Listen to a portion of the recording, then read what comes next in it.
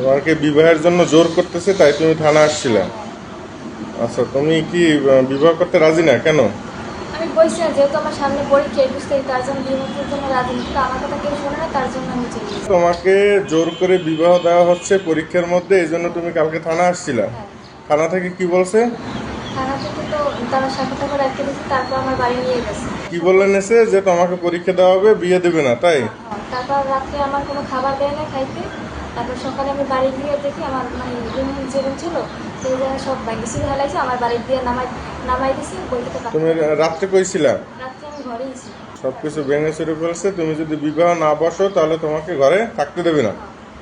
এরপরে তুমি এখন থানায় আসছো, থানায় এসে কি বলছো? থানায় এসে বললো, আমি তো বিয়ে বলছি না, তার জন্য থানাইছি, আমি আর বাড়ি যাচ্ছি। তোমাকে কি রাত্রে মারছে? না, মারে নাই।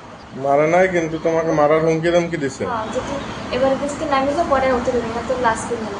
আর এবার যদি থানায় বা অন্য কোনো জায়গায় যাও তাহলে তুমি বাসা উঠতে পারবে না, তাই? হ্যাঁ, আচ্ছা, তোমার বাবা মার কি কোনো অভিযোগ আছে তোমার বিরুদ্ধে যে তোমার অন্য কোনো জায়গায় কোনো সম্পর্ক আছে, এই জন্য তুমি বিয়ে বসতে চাও না, এরকম কোনো? এরকম কোনো অভিযোগ নাই। তারা বলে যে আমি ওসব করি না, এটা মানে, কিন্তু আমি বিয়ে বলছি না, এটাই নিয়ে আমার সমস্যা। তার ও বিয়ে বলছি। তোমার তো এরকম কোনো সমস্যা আছে যে এই জন্য তুমি না, না, হ্যাঁ? আমার কোনো সমস্যা নেই, আমি কারোর সাথে। আচ্ছা, এখন তুমি চাও কি যে তুমি পরীক্ষা দিবা, হ্যাঁ, পরীক্ষা দিবো। প্রশাসন সহযোগিতা করুক, তাই? হ্যাঁ।